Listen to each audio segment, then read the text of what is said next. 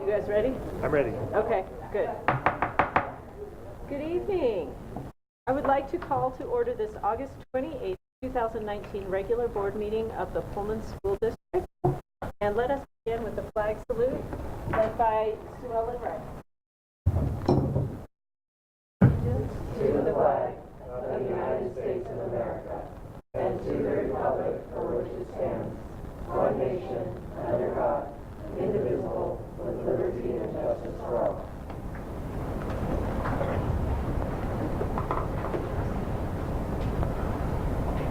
Thank you. Next item on the agenda is approval of the agenda. Superintendent Maxwell, are there changes to tonight's agenda? No changes to tonight's agenda, but I do want to bring to your attention there were several last-minute additions, just so you're aware. August 27th, budget status report was uploaded, as well as resolutions for discussion items 1 through 3. On August 28th, there were more updates, minor changes to policy 5200, updates to the parent handbooks, professional and personal services contract. We've been hiring today as well. Personnel report, updated bond resolution, and surplus sale resolution. So no changes, but just want to make sure if you have previewed the board packet previous to the 27th, there were some additions. Just so you know that. So. Okay. All right. I move approval of the agenda. Second. Thank you. It's been moved and seconded that we approve the agenda as presented. All those in favor? Aye. Is anyone opposed? Okay, thank you. Next, we move on to reports, correspondence, and program, beginning with our Pullman High School ASB report presented by Sue Ellen Rice. So we've been up to some fun stuff in ASB over the summer and just getting back to school. So I'll just go over that for you all really quickly. So we started off at the beginning of the summer. Some members of our executive ASB were able to go to a leadership camp so that coming back into the school year, we just know better how to lead and support everybody in our school, because that's really what our goal is. So that was really cool. And then we've had 3 executive meetings this summer where we've just been planning the block party and planning how to celebrate clubs this year and how to do that properly. And then last week we had all ASB meetings where basically we planned the block party, the assembly, and we decided we want to celebrate like one random holiday a month to get more school spirit. So for example, on National Pancake Day, we're going to try and make pancakes before school and then have students come get free pancakes if they tell us what they want to see in ASB for suggestions, just to get some more suggestions and get the school involved. And then today we had our back to school assembly, which basically we just tried to get teachers and students involved in everything. We had some games that we had students do, and then we had some informational skits to help the freshmen know and everyone what they're going to be getting into with teachers, and then just letting them know information for the upcoming school year, which leads into the block party, which we were talking about, which is going to be tomorrow from 6:30 to 8:30 on the football field. And this is what we've been planning basically, throughout the summer. We're going to have some fun games, and basically a lot of clubs will be there because we're trying to get that more recognized this year. And we're going to have, I think, Tin Tans come and have a food truck, and so it'll hopefully just be a lot of fun and get students more involved every year, which is what we try and do. And then the last thing I'm going to be talking about is we're trying to get a club wall set up so everyone knows what the different clubs are and they can join, because it's been a problem in the past. You don't even really know what all the clubs are. Even if you're interested in joining, it's really hard to find out and you have to contact a bunch of different people, so we just want to have it out there so we can get more people joining and interested. And then have an executive ASB just little setup as well out in the school so people know who their representatives are, so they can talk to us and let us know if they have any problems or questions about anything, because that's really what we're here for, to connect with the students and let everyone know that we just want to be there to help them and support them. So yeah, that's basically everything we've been working all summer and been back to school, so thank you. Thank you. Thank you. Thank you. Thank you. All right. That was extremely informative. Yeah. Excellent job. And quick. All right, let's move on to board reports, beginning with Director Roberts. Well, we started school today, or it's nice, and so I had the pleasure of dropping off some kids at Kamiak, and everything seemed to be going great, and so just welcome back, everyone. Thank you. Director Everman?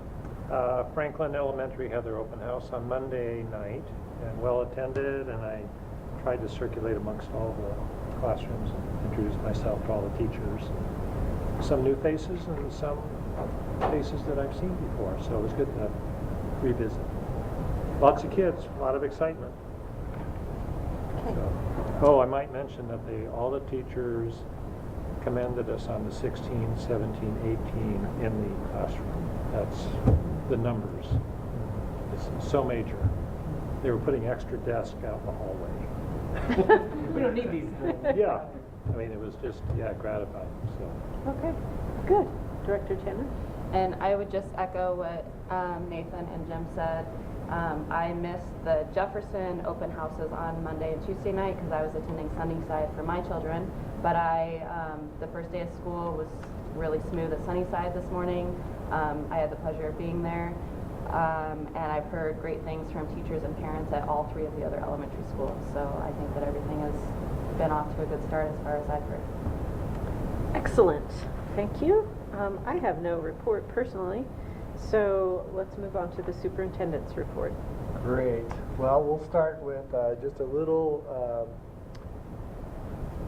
preview of what happened today. So just put together a couple pictures. So we started off the school year, Franklin Elementary. So I was able to get to all the schools, and this is just a snapshot of today. And one of the things that was really amazing is at the kickoff assembly, they realized that they had more spaces than they had students, and were able to consolidate down. So it was really a smooth start at Franklin. They had a great day. At Jefferson, busy day, but very, very smooth. This is a new student teacher, so she was there the first day helping out, jumping right in, and you can see everybody smiles and very excited for the first day of school. At Kamiak, a little bit busier, but definitely full of excitement. I took a picture of the bikes because almost all the racks were full, so a lot of the students had in the neighborhood rode their bikes. So I thought that was great because I've never seen it full with bikes before. So it's good to see a lot of kids walked or rode their bikes to school today. So great opening at Kamiak, full of excitement. And they have the red carpet, yes. So at Sunnyside, Superstars, they invited local folks to help welcome the students. So we had the fire chief, Mike Heston, and Mayor Johnson. Glenn Johnson was there as well. WSU athletes. So we even had Sparky from the fire department join us. It was a great welcoming for the Sunnyside Superstars. And on your desk, I left you a little fortune cookie, and Claudia Mikas was at the crossing guard, and she was handing this out to students. And so if you open your fortune cookie, it says welcome, and then you all should have something. And mine said, don't forget to use your imagination. And so so she had some extras, so I brought one for each of the board members. So and they're very low cal. So so great start there. Lincoln Middle School, busy place to be. Mr. Groh is out there as usual, welcoming students, having them come in. You can see the excitement. You can also see it's very crowded in the common space. So, but a lot of high energy. Kids are having a great time. And Pullman High School, again, welcoming students. Very busy. Picture of the assembly. You can see it's pretty full in the crowds. Students ready to go, and a great first day there as well. Everybody had a really smooth start, and I can only thank all the staff. They've just been working overtime to be ready, from transportation, technology, food service. They were super excited about some of the scratch cooking they were offering today. Joe and his transportation crew, for the first time, having a completely new transportation route, and this morning went really well, and I assume the afternoon went as well. Still fine-tuning, but overall just a great day. Appreciate all the staff and our students and our community for their patience and understanding. First day of school is always working out some of the kinks, but very smooth start overall. So again, just a little visual for you today as part of my superintendent's report.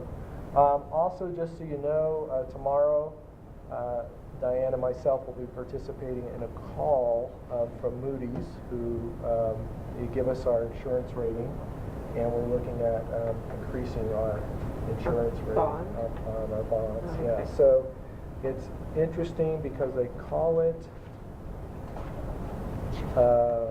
It's interesting, the wording. They call it a bond let's see, oh, here it is. So I thought it was interesting because they call it a surveillance question conference. So yeah, it's pretty in-depth, and actually they give us a lot of the questions ahead of time. So we're really excited about this.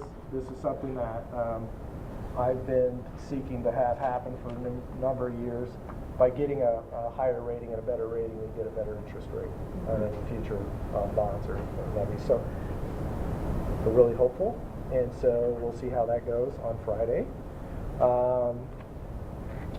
Policy 5200, I know that there was a constituent that submitted some questions to that, so during that part, I'm happy to answer any questions you may have, and I'll elaborate a little bit more. And later on, I'll talk about, actually I'll save the last one for another time. Okay, So that concludes my report. okay. Well, thank you very much. Next, we have a program report on the Community Truancy Board. I'm going to be. Oh, yes, okay. I was alarmed. I hadn't seen Cameron here. Okay. Well, thank you. Presented by Assistant Superintendent Roberta Kramer. Ryan was so gracious to help me retrieve the presentation. So unfortunately, Mr. Grove could not be here tonight, but I'm happy to be here on his behalf and on the behalf of the Community Truancy Board.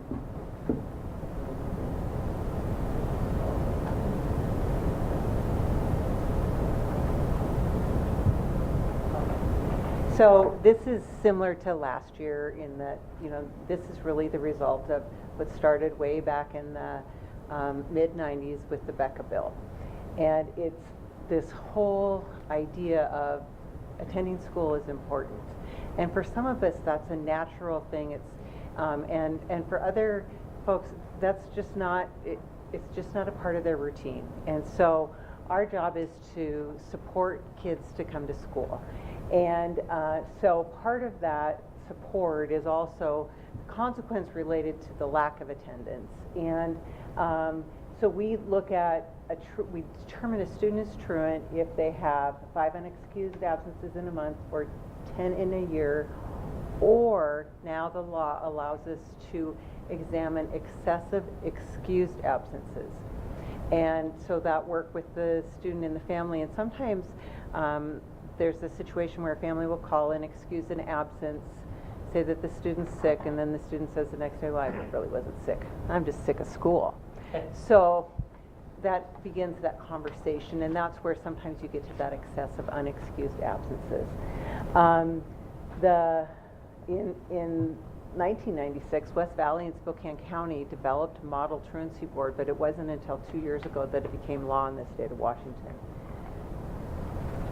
So our process is it's that absence without valid justification or that excessive excused absence.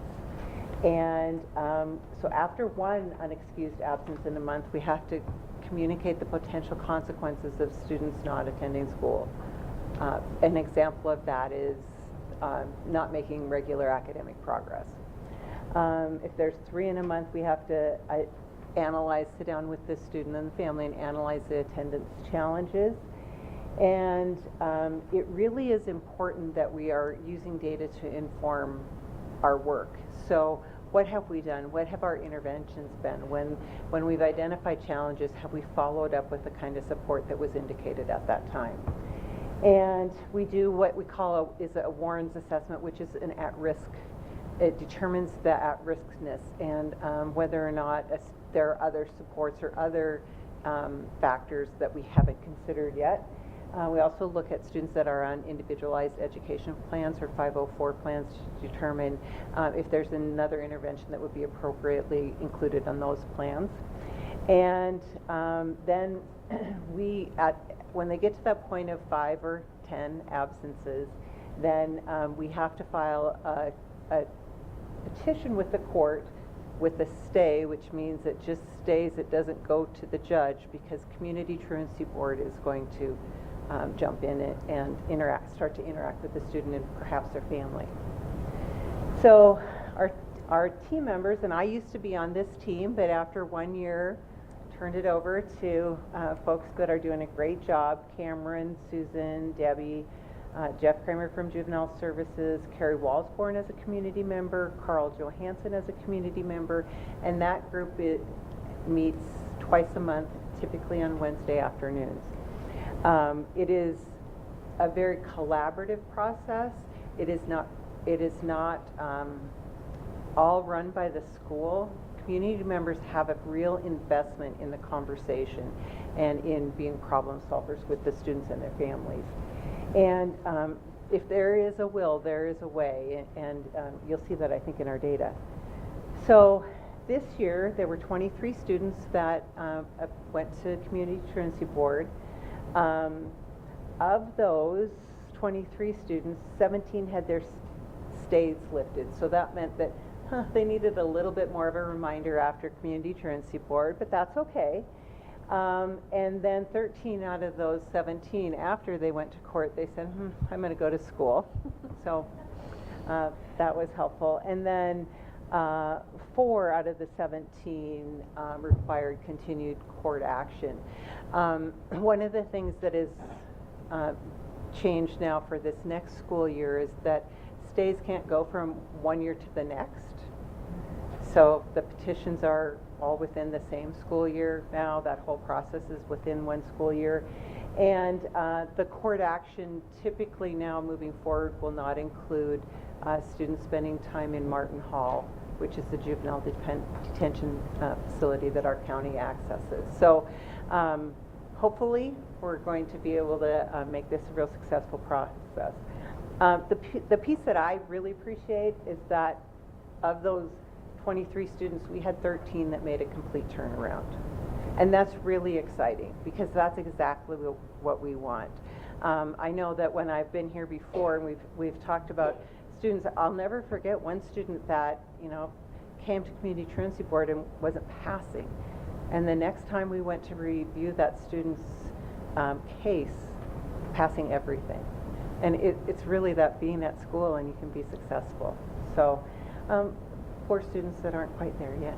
But that's okay, we know, and the really great part is knowing that. We can start the year knowing that. And make sure that the counselor's connecting with them and that their teachers are aware that we've got to stay connected to them.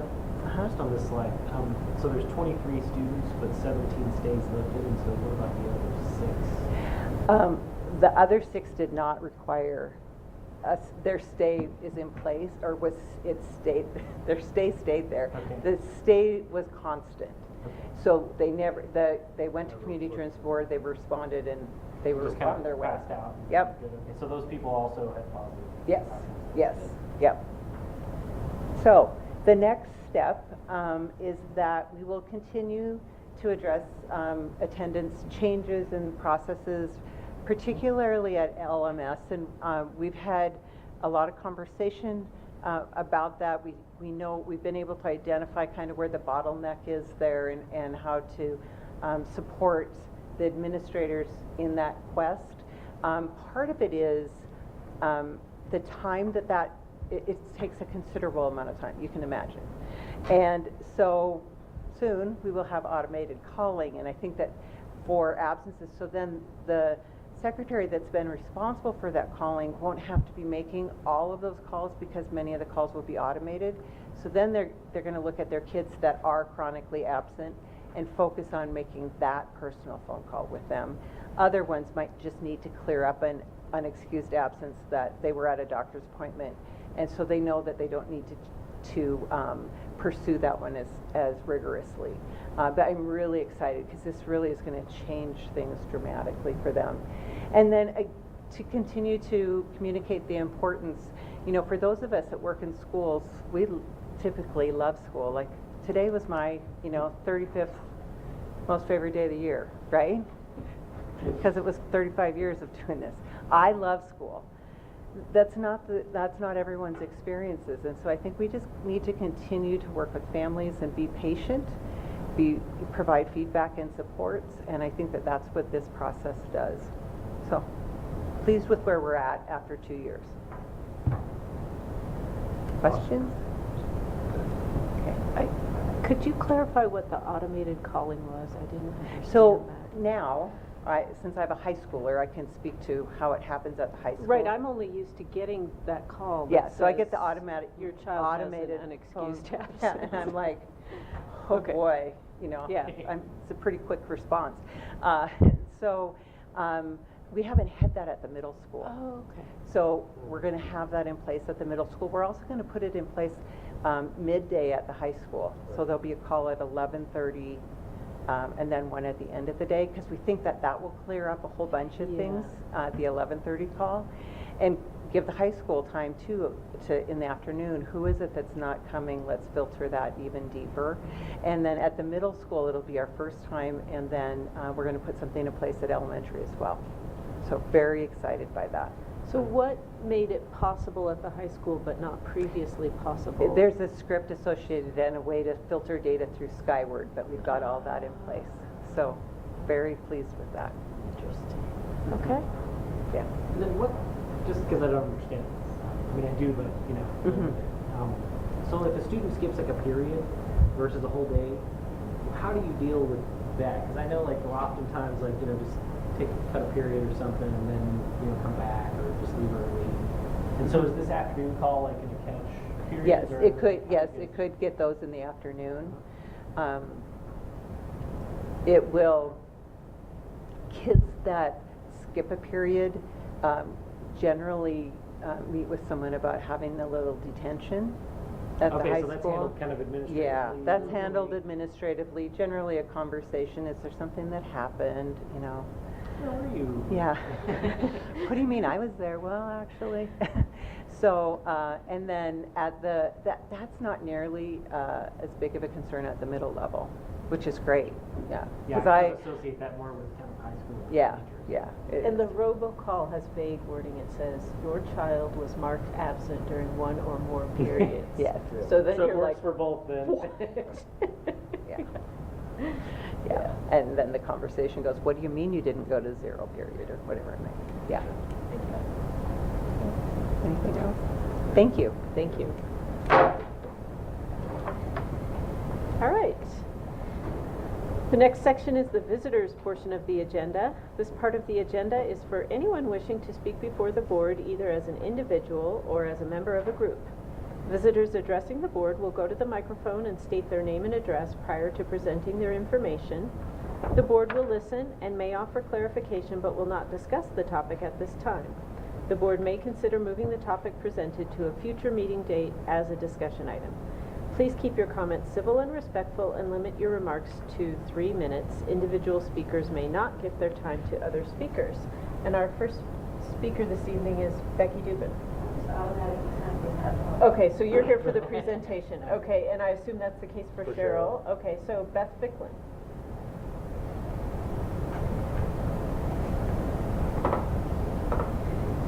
Hi, my name is Beth Bicklin. I live at 1040 Northwest Clifford Street. Just had a couple of things today. We were kind of sideswiped by the no purses at the middle school rule for girls. Kind of an issue with girls having periods and not having tampons or having to ask their teacher for a tampon or a pad or whatever. It's kind of embarrassing. They don't want to have to do that. Not sure how that was planned. If you want to keep that, I am totally great with that. Could you just provide tampons and maxi pads in each of the bathrooms like you do toilet paper? That would be totally awesome, you know, if you could just do that. Or limit a purse size. The other thing that we kind of got sideswiped by this year was that change from a resource model to a co-teach model in the middle school in that 7th and 8th grade. Would have loved to have had a couple of months worth of leeway on that. My other concern with that, and I had talked to Allison about this, is I had asked Allison about, is it possible for parents to request an evaluation or request additional services through email? As 7th and 8th grade parents, we basically got a prior written notice by email that we were supposed to respond to allow changes to our child's IEP at the middle school. So it's kind of unfair if we can't request a service by email, that the school shouldn't be able to request that of us by email either. And it's probably not a substantial change, but the Running Start information in the PHS handbook is not correct. If you guys want to look at that, it seems like it's different per each school. So the information that's in there doesn't apply to like Spokane Falls. So it should be a little more general, so it actually, more people would know that they qualified, if that makes sense. And that's it. Thank you. Thank you. Thank you. Thank you.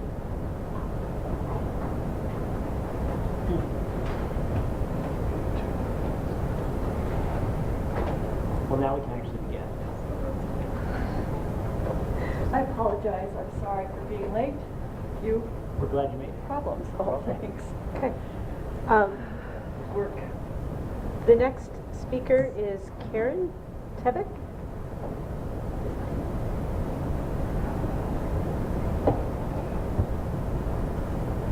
Hi, my name is Karen Tevick. I live at 270 Northwest Clay Court, but my mailing address is P.O. Box 1334. It's what we put on everything. So I have 4 kids in the school district, or I did. My oldest will be 20 in October. My youngest is now in 8th grade, which is scary in its own right. I did have Beth did inform me about the no purses change. I have a son, so he didn't really care. But I have concerns about the no purses simply because as you have preteens coming in, you can't, they're not able to regulate their schedule. They don't know what's going to happen. And if you take that ability to hide their items, you open them up for some bullying. You open them up for people to make fun of them, for even just to say something like, oh, she's going to go to the bathroom because, you know, she's on her period. Oh, watch out for her. She's going to be grumpy, whatever. I do like the idea of putting them in the bathrooms. So all of that is null and void. Nobody's going to say anything because you're just going to the bathroom.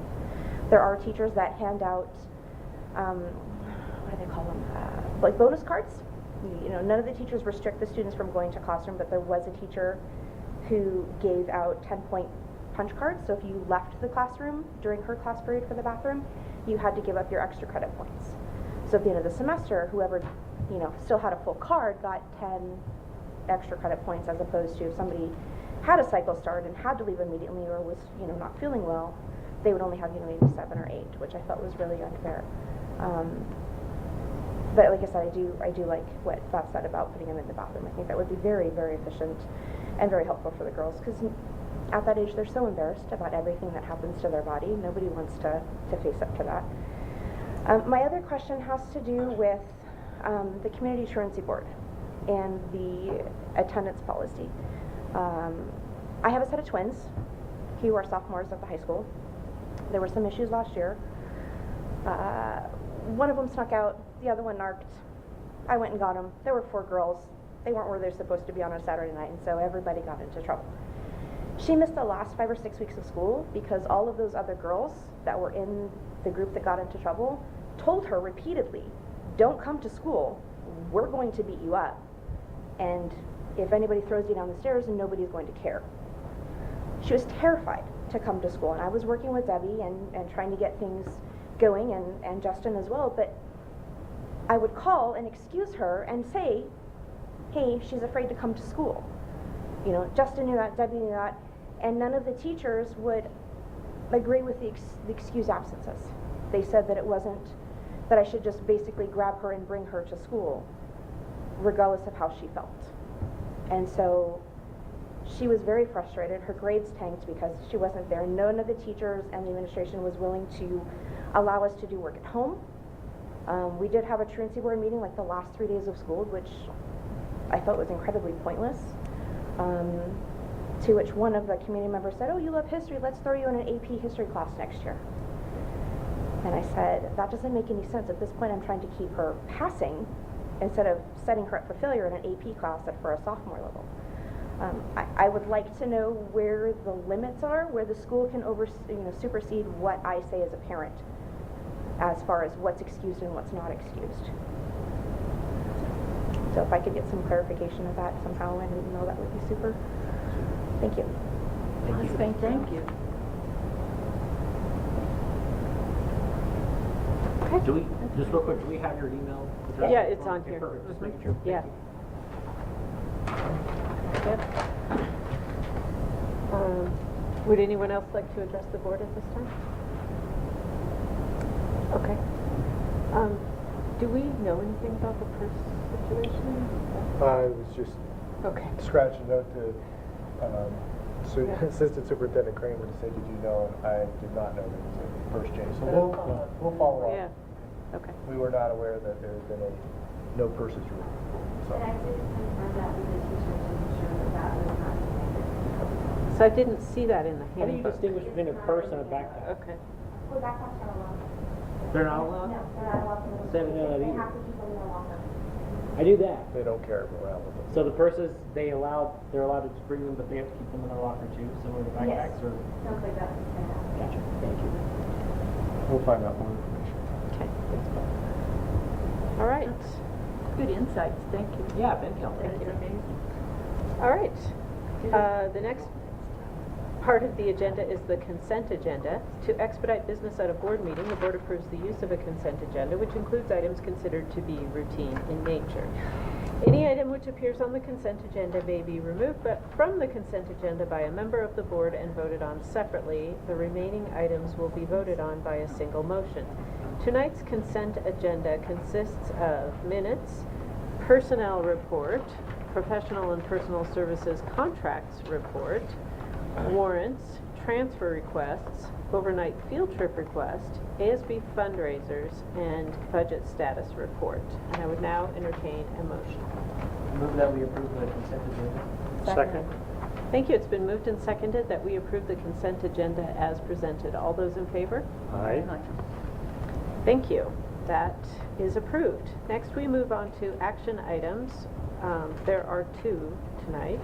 The first action item is the 2019-2020 Student and Parent Handbooks, presented by Assistant Superintendent Roberta Kramer. I have received feedback from board about the handbooks. They have been cleaned up, clarified. I think that they're actually looking really good. I am going to follow up in the morning on the Running Start component. And I think that I was actually at a meeting last year about Running Start with my own child. So I think that I could see where there might be. I know that there are two different processes between our two local institutions. So I'll go ahead and take a look at that. And then should we make a change, I will send that to you as well. That was gonna be my only question. Okay.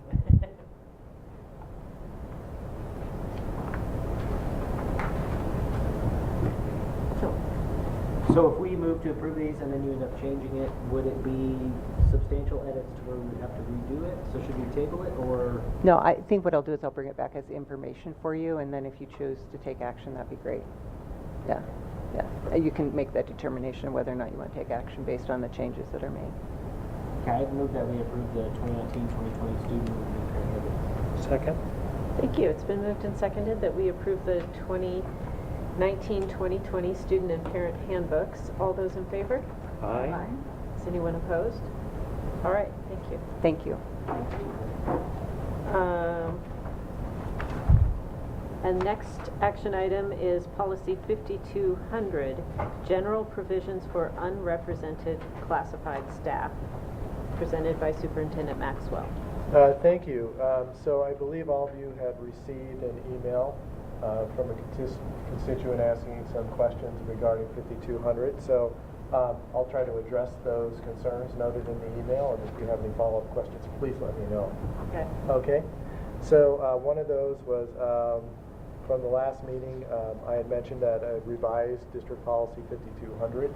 Just to clarify, when we're revising those, we go back through our and going through our previous policies and procedures and updating this one. This one was very outdated.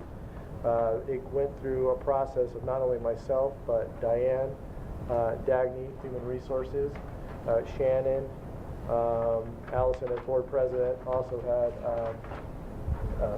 a fun time working on edits and questions and cleaning up this policy. So I just want to point out it wasn't an individual revision, but a team approach to the revision, if that helps clarify for the constituent. as well as you've had the opportunity to look through that document as well. The other was that not having someone human resources legal expertise review the document. Dagny is our human resource manager. She has reviewed the document, has produced some additional information for us, which I'll share as part of this information. Just a thing to remember with this general provision of policy is a guide. We're not going to list every specific leave or all the information for every leave and act because we have manuals and regulations to go to that. So this really serves as a guide. It's not the all-encompassing one document that's going to have every minute piece of information. Very similar to our other policies and procedures. There was a mention about the Washington Family Leave Act was not included as a list of leaves. The Washington Medical Leave Act is aligns very well with FMLA. The only difference with the Washington Family Leave Act is that it provides some additional benefits for women who are pregnant and to registered domestic partners. That Washington State Family Leave Act is a law. We don't list all the laws in there. That's why we have fiscal departments and HR departments. The Washington Family Leave Act is also not mentioned in any of the collective bargaining agreements. So it's not that we left one out and didn't include it. It's not included in any currently. So, and I'll ask Diane if she has any information to add to that. I do. So, with policy 5200, we've worked on this for, I don't know, 3 or 4 months. So it's been a while. It's been through many revisions. And, you know, I am well versed in workers' comp, retirement, leave compliance, Fair Labor Standards Act, family medical leave, paid family medical leave in the state of Washington. And, you know, I've had 25 years experience, so I know my compliance laws. And so everything in this policy 5200 is compliant. Thank you, Diane. Yeah, well, there's one more thing I just thought of too. The Washington Leave Act, we're required by law to have both state and federal posters in all of the workrooms, and that information is on there. So we focus on what our employees are using, so they have a guide to go to. And so if we put every employment law in there, it'd be a 300-page manual. And employees can come to you and ask Absolutely. advice, like if they have a situation and they need to know the leave, I mean, Yeah. they just come to you, right? Yeah, As far as and I actually oversee all of the leaves. So if anyone comes to me, they'll say, Diane, what are my options? Or, Diane, can I do this? So, you know, we make sure, and I actually print off the law for them so they know what they can't do. Or if I say, you know what, you really can't do that, the law says. And I always print off the law for them so they know that I'm just not making it up as they go. Thank you. I just know that the constituent was a HR person for years and years and wanted to make sure we had our ducks in a row, and I appreciate you Yeah, well, and I assuring think- us that we do. And I think too that, you know, my title is finance director, but people don't know I do payroll and I've been doing it for 25 Yeah. years. And I am in charge of leaves, workers' comp, retirement. We got lots and lots of Yeah. emails from you about all that stuff, so yeah, I know. So, you know, I oversee the majority of that policy 5200, but, And you're so, comfortable that 100%. okay, that's all we Yeah. need to do. Perfect. Thank you very And much. I appreciate the constituents, you know, Yeah, definitely. questions and that. And We're lucky to have people that are willing to take the time to review all this stuff, that have the expertise to know. Yeah. what Well, is and I going appreciate on. the concern with lawsuits and such, because I mean, those come out of the woodworks and are sometimes unpredictable. So- Absolutely, and when we do see policies or something we have a question on, sometimes we do contact our legal counsel for specific pieces, but they typically don't read all of them or go over all of them. Of course, the Can't ones from afford WASDA are vetted, but ones that are not, you know, we really kind of are selective about what we're going to send to have legal review, but we're always open to. Well, was the staff attorney goes through all of these Right. So, meticulously, so. yeah. Well, and if we don't know something, you know, so something comes up, we always do our research before we give any answer. And we'll say, you know what, I don't know that answer, but I'll get back to you. Because The best.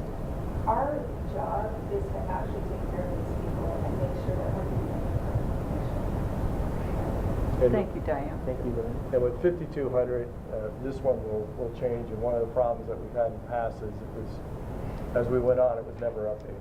Yeah. And so it got really convoluted. Well, and you add too much of that granularity, and then it needs to be updated constantly. Because Yeah. They always change everything, and so it's, you know, it would be, you know, you kind of have to find that balance between too much and too little. Yeah. I guess to that point, I mean, if it's not super time sensitive, I would love to see at the top of it just a little preamble that is a bit of a disclaimer that says, this is really an overview, but the law, you know, of course, we are going to adhere to every state and federal employment law there is, because I don't think it really explicitly says that. And if it said that and said, you know, you may have questions and here's who you can contact in the district. I don't think that's a bad idea. To me, if it's not time sensitive, that would be an enhancement of what I view as really good work here, but just kind of putting a bow on it, you know. Yeah. Happy And to just do so you that. guys know too, when it comes to policies, state law and federal law, the more generous one is always the Mhm. So, and so we also look at that, so we always try to ensure we're on the state, federal, and our workplace.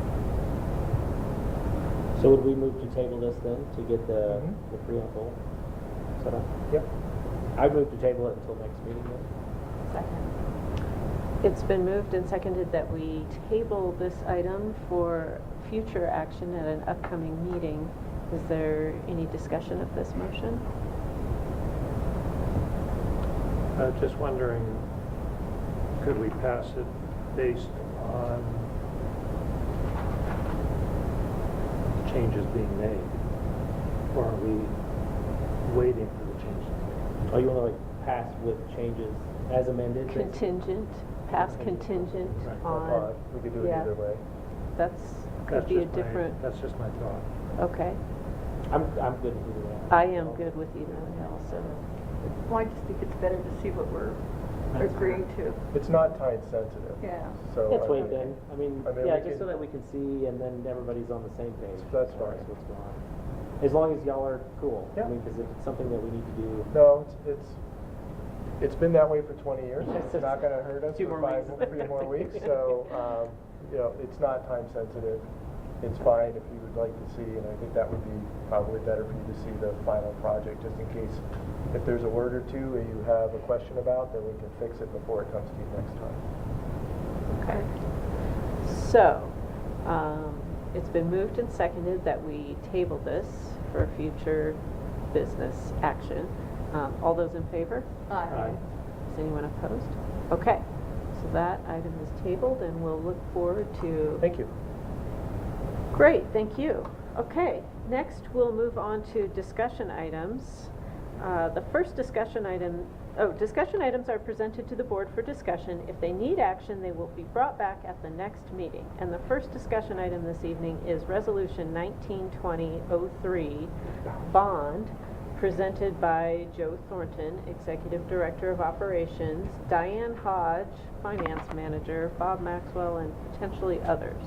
And definitely others. Okay. So I'm They gonna, are not all listed here, but I assume it is I'm going a to group. kick this off and then hand this over to members of the Capital Projects Advisory Committee that are in attendance tonight. You've seen all this before. We did this at a board session to give us more time to dialogue and discuss. So we wanted to give you the Cliff Note version of this in a more formal setting and something that's recorded for people to go back and see.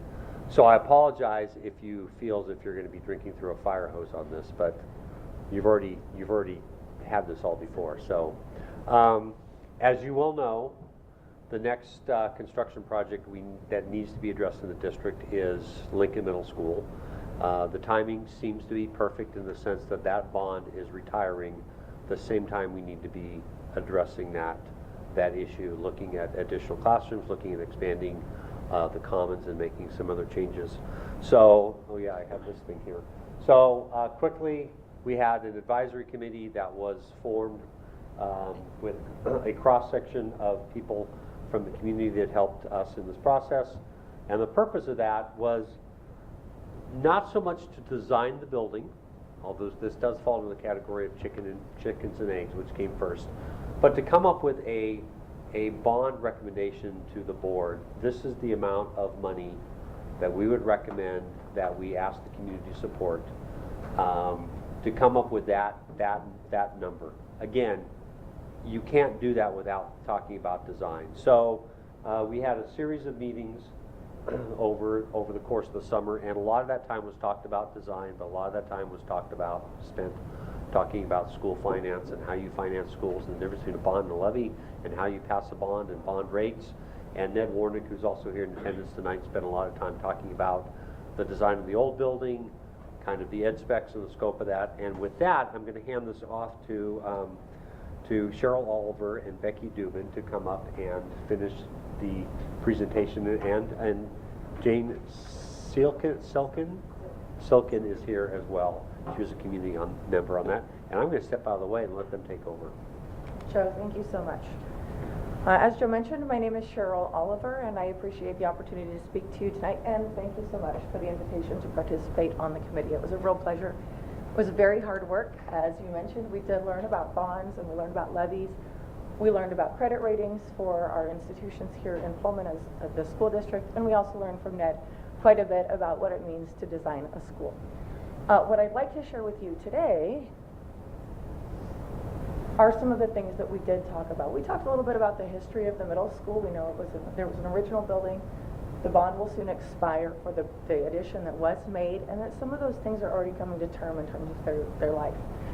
We also know that we've exceeded capacity at the school, and we have a little bit more room to add on.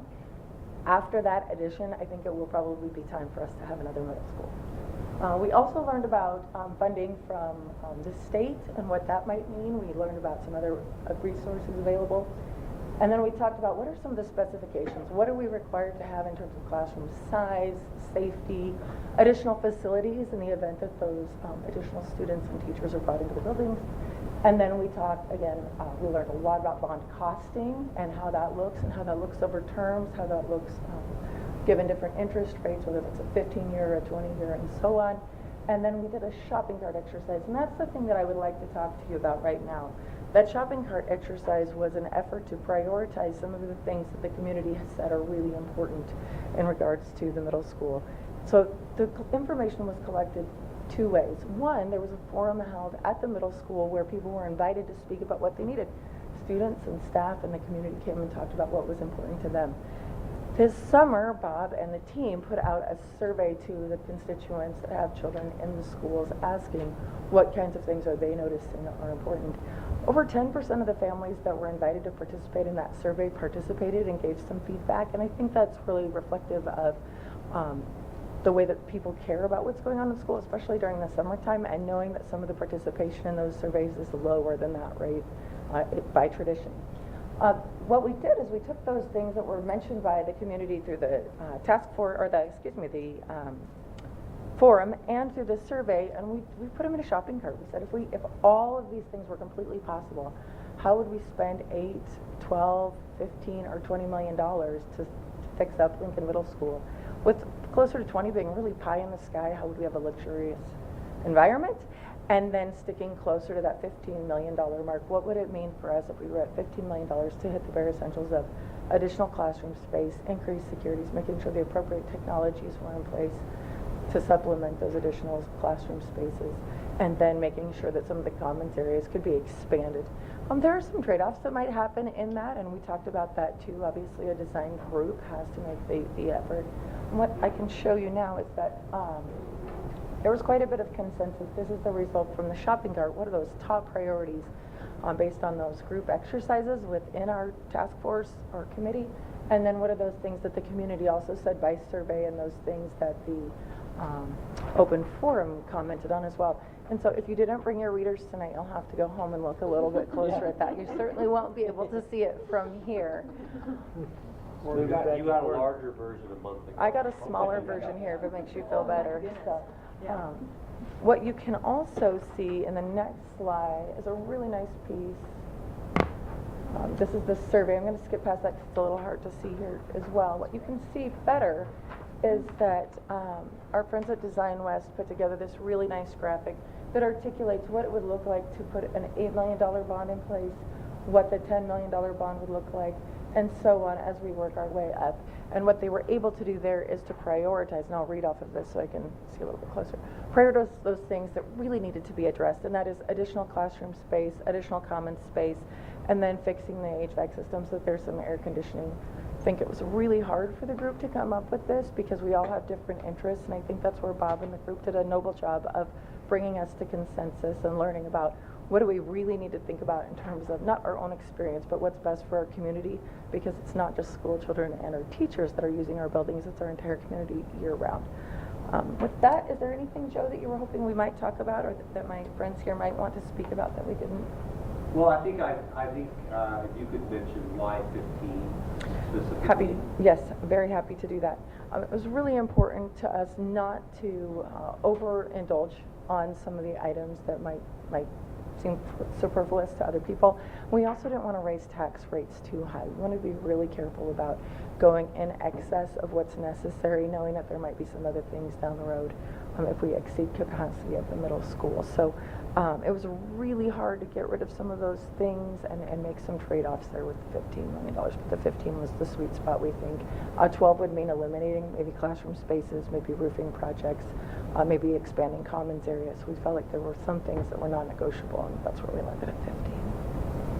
And the 15 does include some HVAC work at the Pullman. That's true. That is true. Well, I just want to say, I know I've said this before, but just reiterate that the committee was very, very supportive of $15 million, of a $15 million bond. Conservatively, a bond of that level would raise taxes 8 cents per $1,000, and I think that's pretty conservative as you're going for the bond, improving the bond rating as our community grows. I think that's a very conservative estimate, and that it might be much lower. One of the things I heard from community members over and over again is their concern that taxes not be raised. And as Cheryl said, I think this really is the sweet spot of getting what we need to support our students and meeting those community member concerns. I was the committee member at large, but I just want you to know that we really did look at, well, if we cut this out, what are we doing? We really, looked and said, 8 million wasn't going to do much for us. So, I mean, we really did think about where we were going and what we were asking the community for and for the children in those schools. So, I think we did little points to what was a high priority and ran around and did all sorts of stuff to see what would you give up and stuff. So, I thought they did an excellent job of presenting things to us to make us think through all of it. Oh, one other thing I should say too is that the committee, Bob gave us the chance to vote at thumbs up, thumbs sideways, or thumbs down, hoping that we'd all be at sideways or up. And to a person, we were thumbs up. There might have been some heated discussion over what should be part of that. I may have participated in that. But we did agree that 15 million was where we should go. Yes, we did agree wholeheartedly that 15 million is where we need to go. And again, Bob really did take his time listening to us, hearing the entire group, making sure that we were 100% in agreement before we brought this to you. So again, I want to thank you for the opportunity to present this and for support of our schools and also the opportunity to present to you tonight. Question? No, I just think could you highlight the top 4 so that people who can't read? Absolutely. So it's the addition of 8 classrooms, an increase to the commons space, adding air conditioning to the facility, and fixing the drop-off zone at $8 million. The additions would be health science labs, additional restrooms to accommodate the increase in population in the classrooms, and then additional security. The range of 10 to 12 million would get us to replace the existing roof and updating technology, and then the 12 to 15 is adding performing arts space, which is space that would be taken away by the addition of the commons. So we need to extend those. Fixing the snow issues on the roof, which Joe can talk to you about in more detail, but there is a roof problem and there's an original building roof that also needs some adjustment. And then there is building more parking. We would be taking up parking to put in the 8 classroom spaces. And then what we learned is that there's a water pressure problem and a lack of water fountains, and so filling water bottles has become difficult for the students. Many of them are athletic, and there is no air conditioning, and so you compound all of those things, and they've got an issue. This does not perfectly mean that every one of these things gets here, just these are the things we recommended and where we could fit them in our exercises. And then reworking the office layout. Again, that provides opportunity for security. It also provides opportunity to fit in additional staff that would be requisite with the addition of the 8 classrooms. So anytime we add students, we need to add staff, and any of those staff might need some administrative support as well. So we want to be conscious of that. When we get to the $15 to $22 million, I'm sorry, I can't read that, even on this. We did have a really nice big piece that we were looking at. And again, these are the things that we came up with as we were prioritizing. Oh, even better, wow, Joe, I told Joe, I love working with him. He's always prepared and he always shares these great materials. The last parts of these, there were other items where we said that might go into another place. But again, a design committee would have to decide what things might be trade-offs here. Those include additional storage, adding natural lighting to the gym, some interior green space, adding up backup lighting systems, fixing hall acoustics, exterior spaces for classrooms, so that's a little bit more of outside learning, creating quiet or rest space for students and or teachers, some new gutters, and creating bike paths, adding bleachers to sit the entire body in the gymnasium. That's still not feasible in the $15 million, but we thought we might have some wiggle room to do other things there. Better acoustics in the gym to accommodate those students, collaboration space for teachers, adding PE locker space and a PE teacher's office. I know they're impacted in that space as well. Adding lockers to the locker rooms and the hallways, an additional gym or small or full gym, and then adding lights, bathrooms, and bleachers to the track. So again, those are the things that we thought, well, those might be in excess of the $15 million. Again, doesn't mean some of those things might not slide in or out of the rest of the proposal if a design team was working on it. But we felt like those were the things, that 15 to 22 million, where we wouldn't maybe have a good compelling argument to the entire community that those were needs as much as wants. Thank you. Thank you. Yes, thank you very much. This is awesome work. And really, it's great to know that a group of committed people looked over these things and thought about it really hard. And I mean, honestly, it makes our jobs a lot easier. Maybe by now they're a group of people ready to be committed. Yeah. I had 2 comments. First of all, thank you, the committee, for doing the work. The first one, your opening comments were well taken in terms of the community using the facility. I think that's oftentimes overlooked when we're trying to pass a bond, and I think we should emphasize that because Lincoln is kind of a community center in certain respects for a lot of activities, the spaghetti feast, all that kind of stuff. The other thing is, one of the constituents, actually several, have talked about, will the addition encroach upon any of the play fields? And maybe that's a question for Matt to... Probably not, okay. Oh, wow. Because those play fields are part of the community use. So Yes. I think that's... We did speak at length about that on the committee. What things do we not want to compromise? We don't want to compromise the space that I know personally is t-ball and baseball or soccer for our little ones, or outside space that's green space for our students. It's already limited. So when those students do get outside and out of that common space, there's a very limited space for them to get some fresh air, and we've seen the research that it's good for them. That's awesome if we can build the additions and modifications and not encroach upon the play. That's a good point. Thank you very much. Thank you. Thank you. Thank you for all your work. Yes, absolutely. Excellent work. It's crazy. Real pleasure. And I just want to add, they did an incredible amount of work, the committee members, and it's not easy to learn a crash course on bond, levies, school construction in one summer, let alone a year.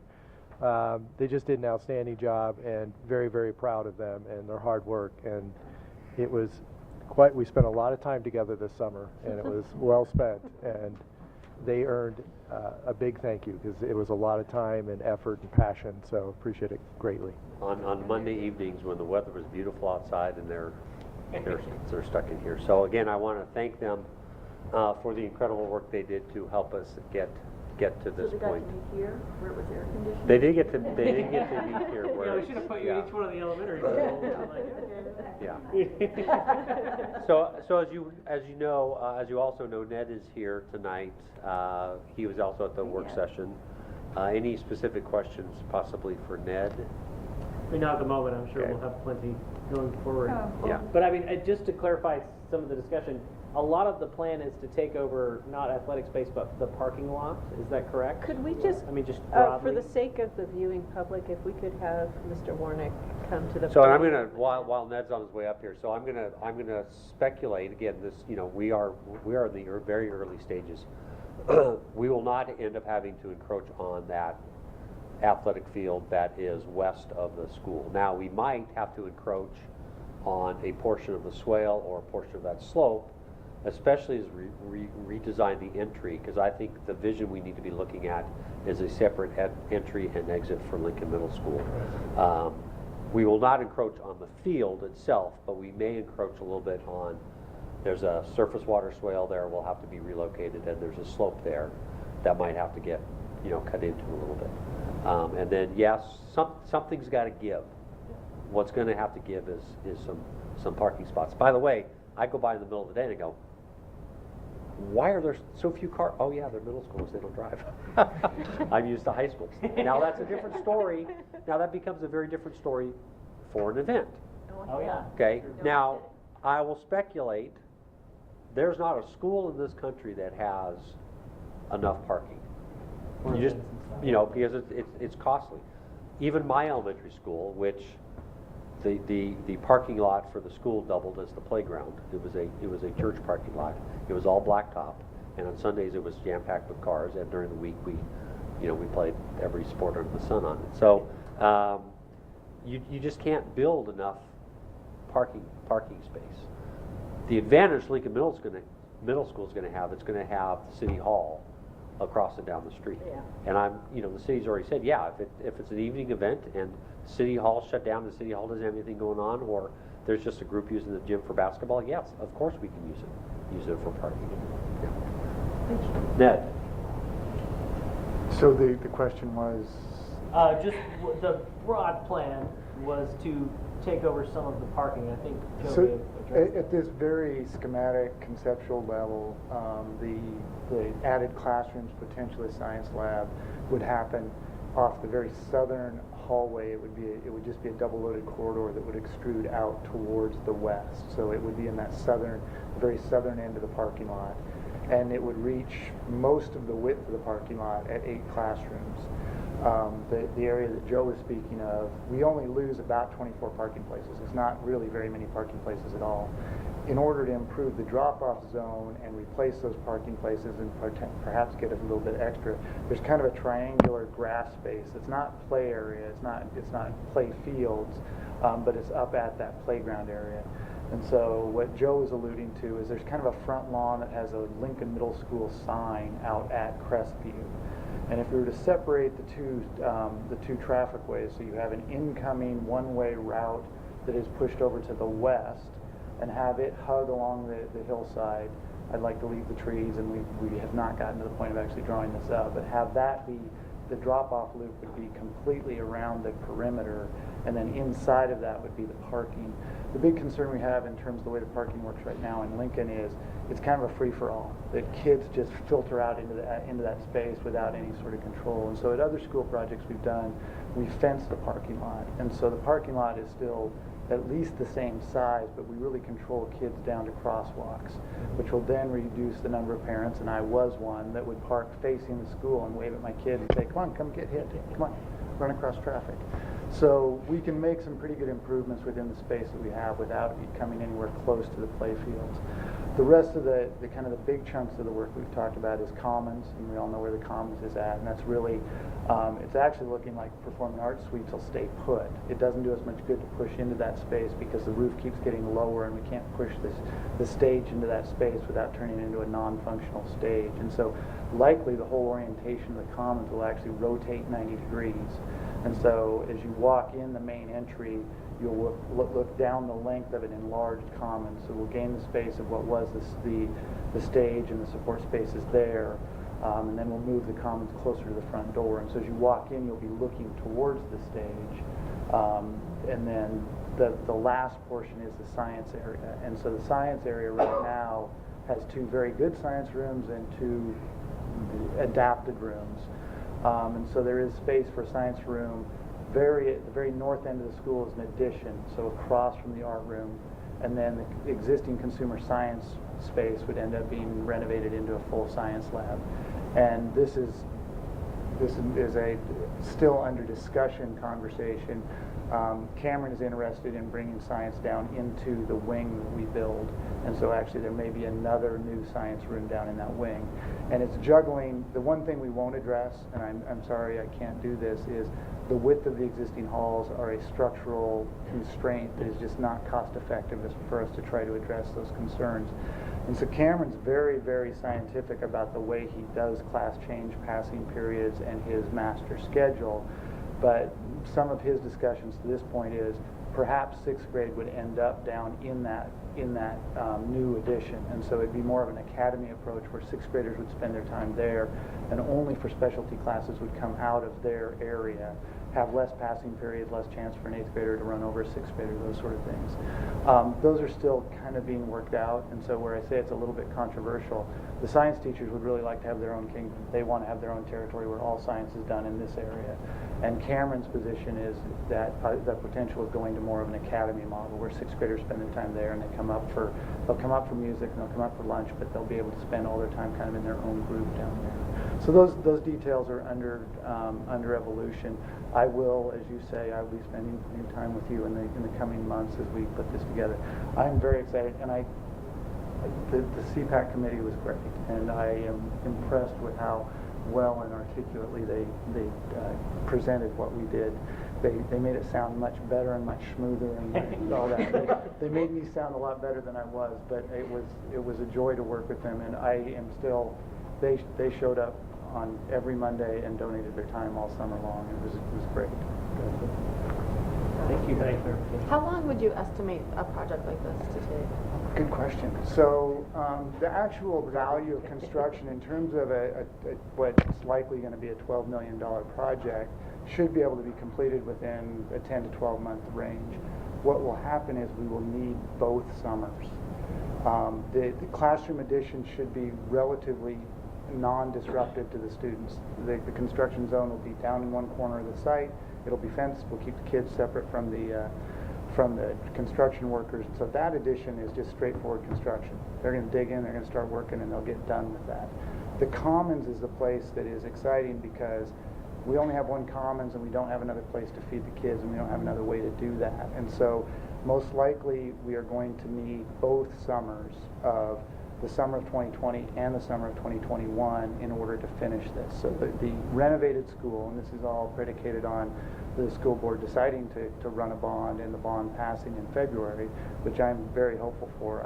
I like the idea of a bond campaign that says, here, you don't have to spend any extra, and here are all the things that we're going to solve for you. But if that's the case, the bond passing in February, we would go directly into permitting and bidding of the project, which would then allow the contractor to be mobilized and get full use of that first summer, summer 2020. And then the second summer would pick up all the loose ends at the end. So I hope that answers your question. Here's what I promise you. Cameron cannot go a year without columns. I asked. No, I didn't. What about a big circus tent outside or something? He might thrive. I volunteered that, Beth. When I worked at Bethel, we did a similar project, double shifted a middle school. So we had school from 7 to 2 and then 2 to 6. And we actually had a big circus tent for a cafeteria that was heated. I was totally 300 students at a time outside. Good idea. And it rains every day on the west side pretty much. So this was the middle school? It was a middle school. So circus tent included clowns. Yeah. I'd rather not do a circus tent, but if we had to, we could make it work. I like your plan better. That's the plan I'm working with. I hadn't actually heard that story yet, so I shudder to think how that would work. It's not ideal. Any other questions for Ned? Thank you. Thank you. Thank you. Thank you, So if Ed. we could pull up the meat of this, which is the resolution Hold on. for the bond. And I'm gonna then ask Diane to kind of take over here because she was the one who did all the legwork to get this written very.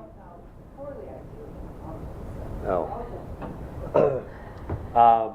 Because the language has to be very precise, so she was back and forth with a legal group. Yeah, so we use Pacifica Law Group to do this. We are, well, we would be idiots if we did this on our own, put it that way. So you really have to make sure the language is correct. So this is our resolution, and it talks about the $15 million bond and what, it's a generic description of what's it for. And then keep going. So then it just goes into section 2 is our capital improvement. So it talks about Lincoln Middle School and upgrading the HVAC for the 3 elementary schools. So we have to be descriptive as to what schools we will be doing the projects on. Yeah, this is, I mean, it's pretty long, but pretty much all you need to know, it's a $15 million bond for Lincoln Middle School. A lot of it's just a lot of legal jargon that they have to put in there. And then, so there's the capital improvements we'll be making. Like to improve indoor air quality. That was Joe's idea. No, it's huge. It's huge. No, it's huge, Yeah. absolutely. But I like how they state that versus. Well, that was, Joe came up with that, so. Well, and I was nervous about getting too specific. Oh, Because if the project has to morph, construction costs elevate, you have to change the scope of the project. I wish I could tell you what steel's gonna cost next July. I can't. So it made me nervous to get too specific. You know, it would make me nervous to say, we're gonna add X number of square feet. You know, because then if. Then you're obligated to. Exactly. Well, and then it also says if there is money left over in this project, then the board allows us to do additional capital improvements that were not specifically designated. I don't see that we're going to have any additional money left in this project, but so if you keep going up, so it's just the authorization of the bonds, $15 million. You know that we're going to be. You guys are authorizing us to go out and put it on a ballot on February 11th. So here, keep going down. I think that's all on one page. Is it on? It's on the very last page, I think. Oh, it's right down here. That's the certificate the board has to sign. Yep. Or that. Okay, so right here, Whoop, here it is. this is how it will be worded on the ballot. Now, they originally gave it to us, so this may not be how it's going to be worded, but I'm going to fight to have it worded this way. I will win. So they just had it that we are going out for a $15 million bond to do capital projects in Pullman School District. We wanted to include relieve overcrowding. We wanted to include enhanced student learning environments, and we wanted to include the HVAC systems at the elementary schools. Now, when you put anything on the ballot, it has to be very neutral. But Lake Washington and I think it was Tacoma used the words relieve crowding and enhance student learning. So if they can use it, we can use it. Excellent research. Yes. They're building schools all the time. So, yeah, and so the Pacifica Law Group warned me that Whitman County may not accept that language, but if they don't, then I'm really going to argue with them. Because if other school districts can use this language, then we should be able to use this language. And they need to know why we're doing it. They need to know what exactly this $15 million bond is for. It's a lot more than just doing capital projects. Give us the money and we're going to do fun stuff. Exactly. There's a purpose for this bond. We don't go out for a bond just to make some improvements. There's a need. Is there any OSPI SCAP money that was assistance, No. funding assistance available? There's not. Not for this project. Yeah. So anyway, so this will be the, hopefully this will be the exact language on the ballot. We have to have this to Whitman County by December 13th. We will definitely have it before then.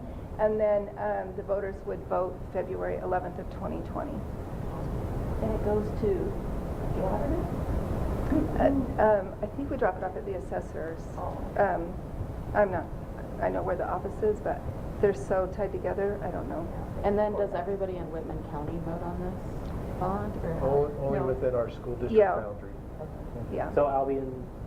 Albion is within our boundary, Albion would vote on it. Yes. So, like Cheryl and Becky said, this will be about 8 cents per thousand conservatively.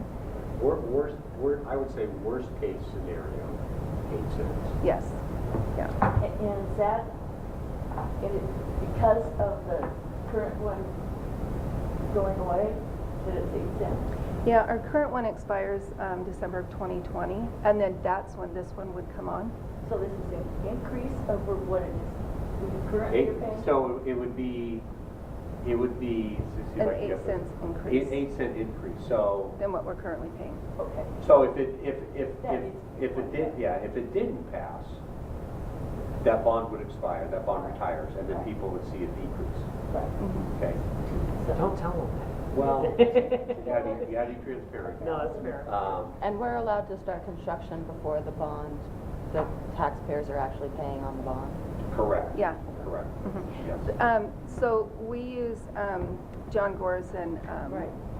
to do the bond, to sell the bonds. And so they'll probably sell them in June, but I think Ned's plan is getting started in June. So we know that we'll get the money, and so as soon as, is that what we talked about, Ned? As soon as this bond, if the bond passes, they're getting right to work. Yeah. Yeah, So- because that's so- a tight window to get to summer, though. I mean, as far as trying to do. So go ahead. Cheryl, you need to walk up here though. Oh, Yeah, if you're gonna, Yes, thank you. plan B of your, part B of your presentation. I do think an important point to make is that as a community member and as a member of the committee, that if we allow the tax rate to drop and it's just over $2, They'll never get away. and then we try to go back out, not only will things have aged and more projects, it'll spike it up. So it'd be really nice to just make a replacement and continue to invest. And we were able to look at the average home prices in Pullman, around $370,000. They're paying less than $700 a year already, so we remain less than that. And so we've got a lot of voting public that are renting, and we've got voting public that are seniors who would also be able to opt out or not have to pay into this. So it's that group of people that have real property that are eligible to pay taxes on that I think this could be really valuable for if they care about investing in education there. So I think that's the nice truth about it. It's a good Sorry, thing to get- No, you're fine. No, that's good. And I think what, and you'll see this when we talk about the levy and the tech levy resolutions, that historically, the actual tax rate comes in below what the district projects. The district has done a really nice job of selling it. This is worst case scenario, but in reality, it comes in lower than that. They want to prompt it. Thank you. Yeah, thank Thank you, you. everybody, actually. Thank It's you. awesome. I'm really looking forward to it. Good job on the offer. So, should you just stay right there Yeah, I and just- continue into the enrichment levy and tech levy? Yeah, so I'm actually going to intertwine these because they're kind of connected. So if I get carried away, calm me down. So what I am... Yes, thank you. Thank you. So what I'm passing out here, it's our levy rates back to 2017, which is what we took to the voters in our last levy election. Our levy was $5.3 million in 2017-18. In 2019, we rolled the tech levy of $200,000 into our regular general fund maintenance and operations levy. So in 2019 and in 2020, our levy was $5.5 million. And the reason we did that is because then it gave us more flexibility on what we wanted to do with that technology levy. Well, when the legislature decided to change our cap on how much we could collect to $1.50, we actually could not collect that $200,000 in 2019 of that tech levy. We will in 2020, but we did not this year. So if you look back in 2017, we went out to the voters and were approved for $2.75 per $1,000. It went down, and then let's just go to 2020. It was $2.69. So we're not even there yet in 2020. And we're estimating it's really going to be $2.38. So we are asking the board to approve $5.3 million in Resolution 1920-04, and we're separating out the tech levy because we just don't know what the legislature is going to do in the future. So we're separating that tech levy back out and putting it into its own levy. So this $5.3 million is a replacement levy, and then technically the technology levy, even though we didn't have it before, it's a replacement because it was already built into the enrichment levy. So if you look at 2020 and the voters approved $2.69, we are estimating in 2021, when the new levy would take place, it's going to cost the taxpayers $2.25 for the enrichment levy, 8 cents for the technology levy, and then 8 cents if the bond passes. For, if I do my math right, I think it's $2.41. So even with all three of those, we're under what the voters approved in 2020. So, and this is all based upon a 2% valuation increase. And if you look on that sheet, in 2019 it increased 5.79%. So 2% is really conservative. That 225 could immediately go down to 220. It just depends on the assessed valuation. But the way the growth and the building, the new houses in Pullman is going, we're anticipating it's going to be higher than 2%. So the enrichment levy is can only be used on extracurricular activities, class size reduction, staffing beyond the prototypical funding model, extended days, professional development. So there's some real restrictions on what we can use the enrichment levy for. And then the technology levy of $200,000 is going to be used for enhanced technical infrastructure, software licensing, student computers, and hardware. So basically they're just replacement levies. So we're asking the board to approve the resolution 03 for the bond, 1920-03 for the bond, 1920-04 for the enrichment levy, and 1920-05 for the technology levy, that we can go out, that we're able to take this out to the voters and put it on the ballot in December. Are there any questions? Good job. Yeah. I think you did great off. Yeah. Well, you know, the fact that it's coming in so much lower than what our last bond was, I just think it's great news. So, and we just need to get the community to understand that. Yep, that's the hard thing. Thank you, Joe. Thank you. Joe, you'll be Surplus sale. surplus sale. It's our many means of funding. I wish. It's gonna pay for it. Anybody want to buy a piano?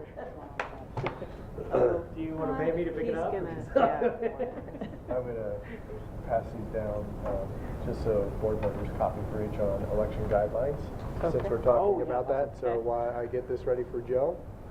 So this is the time of year where we've gathered up stuff in buildings that's no longer of use or obsolete, or we've moved past needing that type of thing. And my maintenance department's already saying, you know, we have no room to park snow plows, which I appreciate their thinking ahead. So I'm bringing to you a request to do a surplus sale.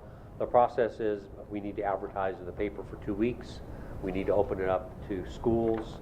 A week after that, it could be opened up to the general public. Oh wait, so other schools can bid on it first, to like other districts or Other districts, public or private schools can come and look. Yep. And the last time that really happened is when we were moving out of this building. Roselia came and took a number of student desks that were no longer going to be of purpose of use for us, and it was for them. So do you do this about once a year, would you figure? We try to do it once a year. Sometimes we've had to do it twice a year, but I think we've been more purposeful in gathering up surplus equipment, and we've been able to, last couple of years, get it down to once a year. I've also told buildings that once we kind of hit the end of that window of gathering up surplus, if they generate surplus, they got to hang on to it. Okay. So And they have incentives. that has helped a little bit. They find a way to, because we have finite space at the shop. Well, there's only so much room in that hallway outside Bob's office. Yeah. The thing. Yeah. The district office is the surplus. Yeah. Any questions?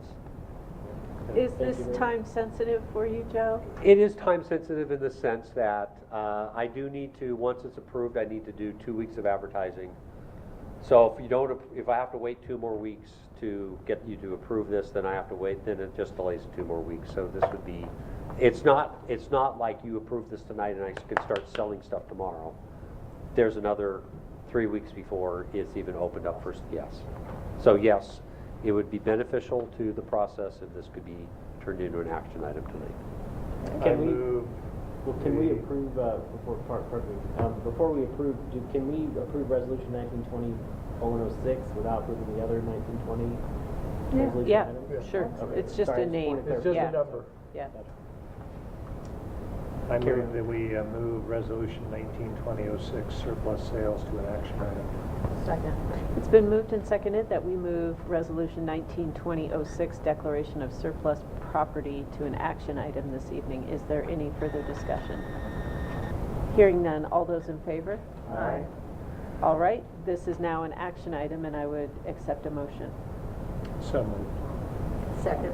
It's been moved and seconded that we approve resolution 1920-06 declaration of surplus property. Is there any further discussion?